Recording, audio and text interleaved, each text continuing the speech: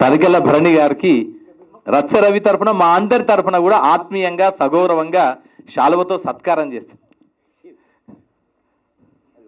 పాపం నిజంగా చెప్పాలంటే ఇప్పుడు చాలా బిజియెస్ట్ స్కెడ్యూల్లో ఉన్నారు సార్.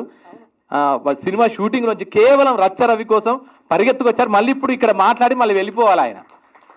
సో అంతగా బిజియెస్ట్ స్కెడ్యూల్ ఉన్నప్పటికీ కేవలం రచ్చ రవి పట్ల ఉండే ప్రేమ, అలాగే తెలంగాణ పట్ల ఉండే ప్రేమ, అది కూడా ఈ రెండు కారణాల వల్ల మన తనికెళ్ళ భరణి గారు ఇక్కడికి వచ్చేసారు. తనికెళ్ళ భరణి గారు మనందరికీ తెలిసిన అత్యంత అద్భుతమైన మంచి నటుడు. తెలుగు సినిమా గర్వించదగిన సమకాలీన క్యారెక్టర్ నటులలో ఒక ప్రముఖంగా చెప్పదగిన నటుడు అని చెప్పొచ్చు. ఏ పాత్ర వేసినా అద్భుతంగా నటిస్తాడు. అంతకంటే ముందు ఆయన గొప్ప రచయిత. నాటక రంగం నుంచి వచ్చాడు, రచయితగా నిలిచాడు, కవిత్వం రాశాడు, చాలా అద్భుతమైనటువంటి సున్నితమైన కవిత్వం రాశాడు. ఒక మనిషి పరిణామ క్రమంలో ఏమేం చేయాలో అవన్నీ నిర్వహిస్తూ వచ్చి ఇప్పుడు ఆటగదరా శివ అని శివతత్వాన్ని, శివతాండవాన్ని, శివుడి ఆధ్యాత్మిక స్ఫూర్తిని మనందరికీ ప్రచారం చేస్తూ మనందరిలో శివతత్వాన్ని జాగృతం చేసే విధంగా, జాగరణ చేసే విధంగా తను నిరంతరం ప్రయత్నిస్తూ వస్తున్నాడు. ఎక్కడ రచయితగా, మాటల రచయితగా, కథా రచయితగా, నటుడిగా, అలాగే ఇప్పుడు ఒక తాత్వికుడిగా, ఒక దార్శనికుడిగా, ఒక ఆధ్యాత్మికవేత్తగా ఇలా బహుముఖీనమైన పాత్రలు పోషిస్తూ మనందరిలో ప్రతి సందర్భంలో అక్షరాన్ని ప్రవహింపజేయడానికి ఈ తరంలో ప్రభవించిన వ్యక్తిగా తనికెళ్ళ భరణి గారు ఉన్నారు. భరణి గారు ఇప్పుడు వారి సందేశాన్ని ఇస్తారు. వేదిక మీద ఉన్న పెద్దలందరికీ నమస్కారం. నాకారావయవో నమాలు, నాకారావయవో నమాలు, బిల్కుల్ రాదు ఛందస్సు. నాకారావయవో నమాలు, బిల్కుల్ రాదు ఛందస్సు. నువ్వే యతివి గణాలు చుట్టుముట్టు, శబాషిరా శంకరా. నాకు చార్లీ చాప్లిన్ అంటే చాలా ఇష్టం. నాకేంటి కొన్ని లక్షల మందికి ఏళ్ల తరతరాలుగా ఇష్టమైన. ఎందుకంటే ఆయన సినిమా నవ్వి నవ్వి నవ్వి ఇంటికి పెడుతూ ఒక కన్నీటి చుక్క రాలుస్తాం. That is the very purpose of literature. Ravi అంటే కూడా నాకు ఎందుకు ఇష్టం అంటే, నాకు కింద నుంచి ఎవడిపైకి వచ్చినా నాకు ఇష్టం.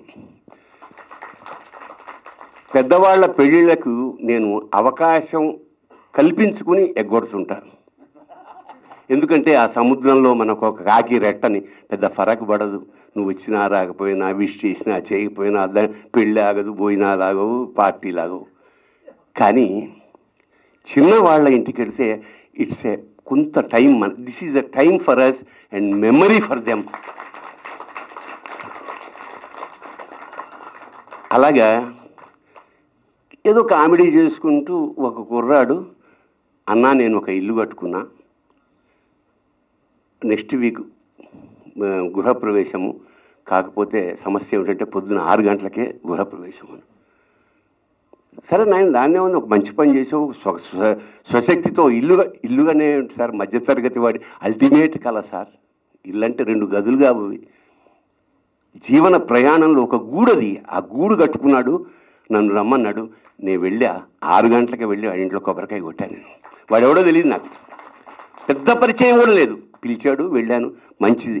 అలాంటి రవి ఆ గూడులో అలా ఒక చిన్న పురుగులా ప్రారంభమై ఇవాళ ఈ పుస్తకంతో సీతాకుక చిలుకలా విస్తరించడం ఎంత గొప్ప పరిణామ క్రమం. అంటే జీవితం పట్ల ఎంత అబ్జర్వేషన్, ఎంత అభిరుచి. ముఖ్యంగా అసలు పుస్తకాలు చదివేవాడంటేనే నాకు ప్రేమ. ఏ సినిమాలో అప్పుడప్పుడు చూస్తుంటాయి, ఎవడన్నా పుస్తకం పూర్వం వచ్చినా రాకపోయినా ఇంగ్లీష్ నవల్స్ పెట్టుకుని హీరోయిన్లు కూర్చునేవాళ్ళు. ఇప్పుడు అది కూడా లేదు. ఇప్పుడు అందరూ ఎవరు చూసినా ఫోనే. ఎవరైనా పుస్తకాలు చదువుతుంటే వాళ్ళ దగ్గరికి వెళ్ళి కాసేపు కూర్చోవాలనిపించింది నాకు. ఎందుకంటే నేను పుస్తక ప్రేమికుణ్ణి. మా ఇంట్లో దాదాపు 10,000 పుస్తకాలు ఉంటే మొన్ననే 3,000 పుస్తకాలు ఇచ్చేశారు. ఎవరు లైబ్రరీలకి, వాళ్ళకి వీళ్ళకి అట్లా. అలాగా రవి మళ్ళీ వాళ్ళ చాలా గొప్ప పని చేశాడు, చాలా మంచి పని చేశాడు. నాకు ఫస్ట్ పుస్తకం తెచ్చిచ్చి, అన్నా నువ్వు రావాలి తప్పకుండా అంటే, తప్పకుండా వస్తాను నేను, కానీ మా షూటింగ్ మా చేతిలో ఉండదు. అయితే అక్కడ తిరగేసా, స్థాళీ పులాక న్యాయంలాగా క్లైమాక్స్ చదివా. అద్భుతంగా రాశా. అంటే సినిమా ప్రయాణం చేస్తున్నప్పుడు తెలియకుండానే కొన్ని లక్షణాలు అభ్యస్తాయి. ఎలా ఓపెన్ చేయాలి, ఎలా క్లైమాక్స్ తీసుకెళ్ళాలి, మధ్యలో ఎలాంటి స్ట్రోకులు, ఇవన్నీ బాగా ఆకలింపు చేసేసుకున్నాడు. ఇప్పుడు మామిడి హరికృష్ణ గారు చెప్పినట్టు సినిమాకి సరిపోయేలాగా సినిమా క్లైమాక్స్ లాగా అనూహ్యంగా ధామ్ అని పిలిచాడు. అద్భుతంగా ఉంది. నేను ఇది అమ్మ కథ అనుకున్నా ఫస్ట్. ఎందుకంటే అయితే అమ్మ లేదా నాన్న. ఆ నాన్న కూడా పాపం నాన్న ఎందుకో వెనకబడ్డాడు, ఎవడో రాశాడు. నేను నాది కాదని 100 సార్లు 1000 సార్లు చెప్పాను. అది నాది కాదురా నాయన ఎందుకో వెనకబడ్డాను. ఒక ప్రకాష్ నాయుడు అతని పేరు ఉన్నాడా, అక్కడ నాది కాదు నాయన. నేను ఆ భావోద్వేగంలో చదువుతున్నప్పుడు అతని కవిత మా నాన్న గుర్తొచ్చి నా గొంతు తడారిపోయి మాట తగలకపోవడం అనేది నేను అనుభవించా. వెనకాల ఆయన ఎవరో జిఆర్ స్వామి శిష్యుడు వీపు రాస్తున్నాడు నాకు. అంతే, అంతకంతే తెలుసు. అది విపరీతంగా ప్రచారం అయిపోయింది. అలాగా నేను అమ్మ కథ అనుకున్నా, ఇది అమ్మమ్మ కథ.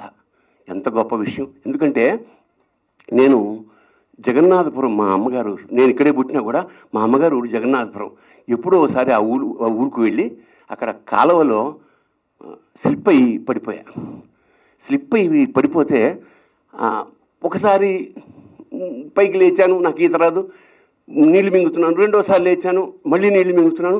మూడోసారి లేస్తుంటే నాకు రియల్గా గుర్తు, సైకిల్ మీద పెడుతున్న ఒక జాలరి ఆ సైకిల్ని అలా పడేసి జంప్ చేసి నన్ను తీసి పక్కన పడుకోబెట్టి పొట్టవచ్చి నీళ్లు బయటికి చేశాక, నువ్వు ఎవరు అబ్బాయి అండి మీరు అన్నాడు. అంటే నేను ఆ ఇల్లు అని చూపించా. ఓ మాణిక్యాంబ గారు మనవడా అంటే మా అమ్మమ్మ. మాణిక్యాంబ మా ఐడెంటిటీ అమ్మ. మాణిక్యాంబ గారు మనవడవా నువ్వు, ఎందుక ఇలా చేసావు? సరిగ్గా అది దింపుతా అంటే వద్దు మా నాన్న చంపేస్తాడు. ఇప్పుడు మిస్ అయిన సావు మా నాన్న చేతిలో ఉంటుంది. ఎందుకంటే అదో బాధ కదా. అప్పట్లో పరిస్థితి ఏంటంటే స్కూల్లో ఏమైనా టీచర్ కొడితే ఇంటికి వచ్చి కంప్లైంట్ చేస్తే ఇప్పటిలాగా కాదు. అవునా టీచర్ కొట్టాడా, నువ్వు ఎంత ఏదో పని చేస్తే టీచర్ కొట్టాడు, నువ్వు వీలు కొట్టేవారు మళ్ళా. అంచేత ఇక ఆ దెబ్బలు అక్కడితే కథం కాబట్టి అది పెద్దగా పట్టించుకునేవాళ్ళం కాదు. అలాగా ఆ మాణిక్యం నాకు అప్పుడు ఒక చిన్న ఆశ్చర్యకరమైన సంఘటన ఏంటంటే, మరి వీడి రుణం ఎలా తీర్చుకోవాలి నేను? నా ప్రాణం కాపేశాడు ఏకంగా. నాకు నిక్కరుంది, ఇంకేం లేదు. అప్పుడే హైదరాబాద్ కొత్తలో ఒక పచ్చ పాములాగా ఒక బెల్ట్ ఉండేది నాకు.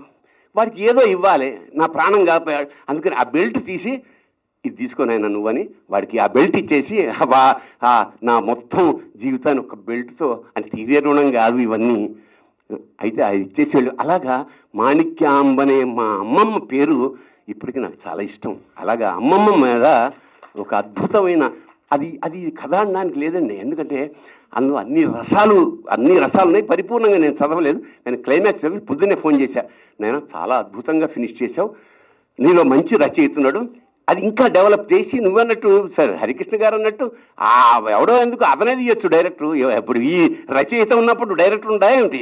ఖచ్చితంగా అతనే తీయాలి. పైగా ఒక రచయిత కనుక డైరెక్ట్ చేస్తే అది 100% కావాల్సినట్టు తీయగలడు. అందుకని రచ్చరవికి ఇంకోటి ఏమిటంటే, ఈ మధ్య ఒక పొద్దున్న 9 గంటల నుంచి సాయంత్రం 6 గంటల వరకు ఒక ప్రోగ్రాం పెట్టాలని కోరిక నాకు. ఏంటంటే కేవలం మామిడి హరికృష్ణ గారి మాటలు వినడానికి. నాకు శ్రీనారాయణ రెడ్డి గారు అంత ఇష్టం. శ్రీనారాయణ రెడ్డి గారు ఎక్కడైనా ఏదో చమత్కారం, ఏదో కొత్త తెలిసిన విషయమే కొత్తగా చెప్పడం, ఇట్లా ఒక రస ప్రవాహం, రసగంగ. సేమ్ వే మీరు ఆవకాయ గురించి మాట్లాడమంటే ఆఫ్రికాలో ఆవకాయ పెట్టే విధానం ఎలాగానే మాట్లాడగల సమర్థుడు ఆయన. అలా మైకిలాంజెలో శిల్పం యొక్క గొప్పతనం ఏమిటంటే 5 వారాలు చెప్తాడు. సో నిజంగా భూమి సార్ నిజంగా దండం పెట్ట బుద్ధేస్తుంది మీ సాహితీ పరిజ్ఞానానికి. నిజంగా అంటే సందర్భం వచ్చింది కాబట్టి చెప్తున్నా. ఎంత అందంగా ఇంట్రడ్యూస్ చేసేది చూడండి నన్ను. అంచేత అలాగా ఇలాంటి సాహితీ ప్రియుల సావాసం చాలా ఇంపార్టెంట్. నేను పుస్తకాలు చదవాలి. ఎవడన్నా సార్ నేను 4 పుస్తకాలు నాకు ఒక డైరెక్టర్ వచ్చాడు మా ఇంటికి, యంగ్ ఫెలో. పెద్ద పుస్తకాలు ఉన్నాయి కదా సార్, సినిమా రాయడానికి ఇవన్నీ నాకు అవసరం సార్ మనకే అన్నాడు. అంటే మాకు అవసరం అయ్యేవయ్యా, మీకు అక్కర్లేదు. ఎందుకంటే మీకు సినిమా ఆల్రెడీ వస్తుంది కాబట్టి దాన్ని ఇట్లా వేసి అట్టు తిరగేసినట్టు మళ్ళీ తెలుగులో రాసుకోవచ్చు, నువ్వు అట్లా నువ్వు అన్న. సో పుస్తకం చదవడం అనేది పెద్ద అవసరమా అంటే, అసలు పుట్టడం అవసరమా అన్న క్వశ్చన్ వేసుకోవాలి నేను. పుస్తకం లేక అసలు పుస్తకం లేని నీళ్ళు శ్మశానం అన్నాడు ఎవడో మహానుభావుడు, చూసారా?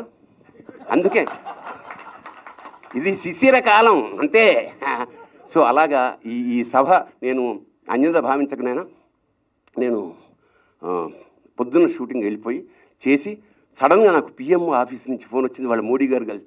అదొక అదృష్టం వాళ్ళని నాకు భావిస్తున్న వీళ్ళ. నేనేం చెప్పాను, నేను చేపట్టుకోగానే, సార్ మే లేఖక్ హూ, యాక్టర్ హూ और డైరెక్టర్ హూ అంటే క్రియేటివిటీ బహుత్ చాయి, అదే మాట, ఇదే చెప్పాను నేను నటుణ్ణి దర్శకుడిని అని చెప్పడంగా తనికెళ్ళ భరణి కవి అన్న పదం ఇంటి ముందు రాసుకుంటే చాలా నాకు జన్మధన్యం అనుకుంటా.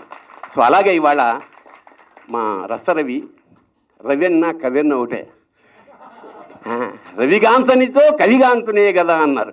అలాగా రవిలోని కవి దినదినాభివృద్ధి చెంది పరిపూర్ణంగా ఆవిష్కరించాలని, అతని వల్ల 10 మందికి ఉపయోగపడాలని మనస్ఫూర్తిగా కోరుకుంటూ ఈ వేదిక మీద ఉన్న మహానుభావులందరికీ నమస్కారం.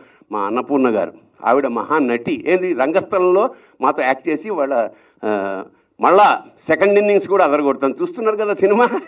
అలాంటి ఉమా అంటే అర్థమైందండి. ఉమా అంటే ఏమీ తినకూడదు అని. ఉమా అంటే ఎండుటాకు ఆకులు కూడా తిననిది, కానీ ఆకులు కూడా తిననిది అన్నపూర్ణ అయింది.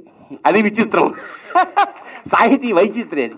అలాగా వేదిక మీద ఉన్న వాళ్ళకి మరొకసారి నమస్కారం చేస్తూ, ఇందాక ఈయన చెప్తూ అల్లంరాజు గారు, వీళ్ళు మన పుస్తకాలు అన్వీక్షకి వాళ్ళు ఈ కాలంలో ఉండవలసిన వాళ్ళు కాదు. వాళ్ళు వాళ్ళ ఇంకొక కంపెనీ ఉండదు కదా, విఆర్స్ కంపెనీ, వావిళ్ళ వారు ఎలా అయితే, వావిళ్ళ సామశాల శాస్త్రులు వాళ్ళు ఎలా అయితే పబ్లిషింగ్ చేసి కేవలం దానికోసమే వాళ్ళు పుట్టారో, అలాగే అన్వీక్షక వాళ్ళు కూడా దానికోసమే పుట్టారు.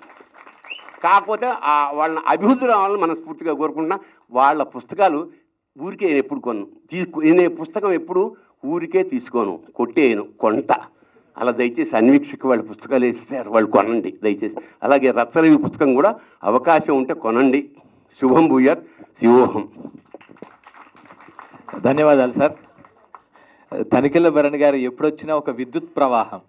ఆయన నటన మాత్రమే కాదు, ఆయన వాక్కు అలాంటిదే. నిజంగా చెప్పాలంటే శివాత్మికమైనటువంటి భావజాలాన్ని తన వ్యక్తీకరించే ఒక మంచి మనసున్న మనిషి, సహృదయుడు, మంచి దర్శకుడు కూడా. అంటే సృజనాత్మకతకి పరాకాష్ట ఏంటంటే సినిమాల్లో దర్శకత్వమే. ఒకవేళ దర్శకత్వమే పరాకాష్ట అంటే సిరాతో మొదలెట్టాడు ఆయన. సిరా అనే ఒక షార్ట్ ఫిల్ము, అది ఎంత అద్భుతమైన ప్రయోగం అంటే, ఒక బయటంతా మారణహోమం జరుగుతుంటుంది, ఒక మత కల్లోల వాతావరణం జరుగుతుంటుంది, తను మత ఇంట్లోనే జరుగుతుంది, కథ అంతా ఇంట్లోనే జరుగుతుంది. బయట జరిగే సన్నివేశాల తాలూకు ధ్వని ద్వారా మాత్రమే, సౌండ్ ద్వారా మాత్రమే ఆ విహ్వలతని, ఆ భయాన్ని, ఆ బీభత్సాన్ని అంతా కూడా ఝాన్సీ క్యారెక్టర్లో, తన క్యారెక్టర్లు ఇద్దరే దాంట్లో పాత్రలు, తనికెళ్ళ భరణి గారు, ఝాన్సీ గారు, ఇద్దరే 2 క్యారెక్టర్స్తో ఆ షార్ట్ ఫిల్మ్ని అద్భుతంగా చిత్రీకరించారు. తను దర్శకత్వం వహించిన తొలి సినిమా అది. ఆ తర్వాత తన విశ్వరూపం కనిపించింది ఎక్కడ అంటే ఒరు చెరు పుంచెరి అనే, అది ఇది చెప్తే మీకు ఆశ్చర్యం అవుతుంది, అది ఆశ్చర్యం అనిపిస్తుంది. కానీ ఏంటంటే శ్రీరమణ రాసిన కథ మిథునం. ఆ మిథునంని తెలుగు వాళ్ళు ఎవరికి, ఎందుకంటే మన main streams commercial mass masala entertaining వాళ్ళకి అది ఎక్కదు కనుక మలయాళం వాళ్ళకి ఎక్కింది. ఎవరు ఆ మలయాళం తీసింది ఎవరంటే ఎంటీ వాసుదేవన్ నాయర్ తీశాడు. ఎంటీ వాసుదేవన్ నాయర్ భారతదేశ చరిత్రలోనే 2 అత్యున్నత పురస్కారాలు ఉంటే, ఒకటి సినిమాకు సంబంధించి గోల్డెన్ లోటస్, మరొక వైపున జ్ఞానపీఠ అవార్డు. ఈ 2 సాహిత్యంలో, సినిమాలో పరాకాష్ట, ఇవి అద్భుతమైన శిఖరాలు. ఈ శిఖరాల లాంటి అవార్డులు పొందిన ఒకే ఒక్క వీరుడు ఎంటీ వాసుదేవన్ నాయర్. ఆయన సాహిత్యంలో జ్ఞానపీఠ అవార్డు గ్రహీత, అలాగే దర్శకుడుగా, సినిమా దర్శకుడుగా నిర్మాల్యం, నైవేద్యం, ఒరు చెరు పుంచెరి ఇలాంటి సినిమాలు తీసిన దర్శకుడు. ఆయన తీశాడు ఆ సినిమా. ఈ తెలుగు కథను తీసుకెళ్ళి మలయాళంలో మిథునం కథని తీశాడు, ఒరు చెరు పుంచెరి అని. ఆ సినిమా మనం ఎక్కడైతే మన తెలుగు వాళ్ళు మిస్ అవుతున్నారు, ఇంత అద్భుతమైన జీవన దృశ్యాన్ని ఒక మలిసంధ్య వేళలో ఉండే భార్యాభర్తల మధ్య ఉండే అనురాగ అప్యాయతలని మనం చూపించాలని తపనపడి, వేదనపడి, తండ్లాడి, తనలో తను పెనుగులాడి, ఆ తర్వాత మిథునం అనే సినిమాతో ఒకవైపు బాలసుబ్రహ్మణ్యం గారిని, మరొక వైపు లక్ష్మి గారిని, ఇద్దరిని పెట్టి అద్భుతమైన సినిమాని తీసి మన అందరి చేత కన్నీళ్లు పెట్టించి మన అమ్మ నాన్నలు గుర్తు చేశారు. ఏకాంతంలో ఉన్న పిల్లలందరూ ఎక్కడికో వెళ్ళిపోయిన తర్వాత, రెక్కలొచ్చి ఎగిరిపోయిన తర్వాత ఆ తల్లిదండ్రులు ఆ ఇద్దరి మధ్య ఉంటూ ఆనందాన్ని ఎలా వెతుక్కుంటారు, మళ్ళీ ఒక కొత్త జీవితాన్ని ఎలా ప్రారంభిస్తారనే విషయాన్ని చాలా సున్నితంగా, సునిశ్చితంగా, సుహృద్భావంగా, సహృదయంగా అద్భుతంగా తీసిన దర్శకుడు, సెన్సిటివ్ దర్శకుడు, హృదయం ఉన్న దర్శకుడు తనికెళ్ళ భరణి గారు. సో అలాంటి తనికెళ్ళ భరణి గారు ఈరోజు ఇక్కడికి విచ్చేసి శివోహం అనే మాటలతో మనందరినీ ఒక నిత్య చైతన్య స్ఫూర్తిని నింపినందుకు వారికి ధన్యవాదాలు తెలియజేసుకుంటున్నా.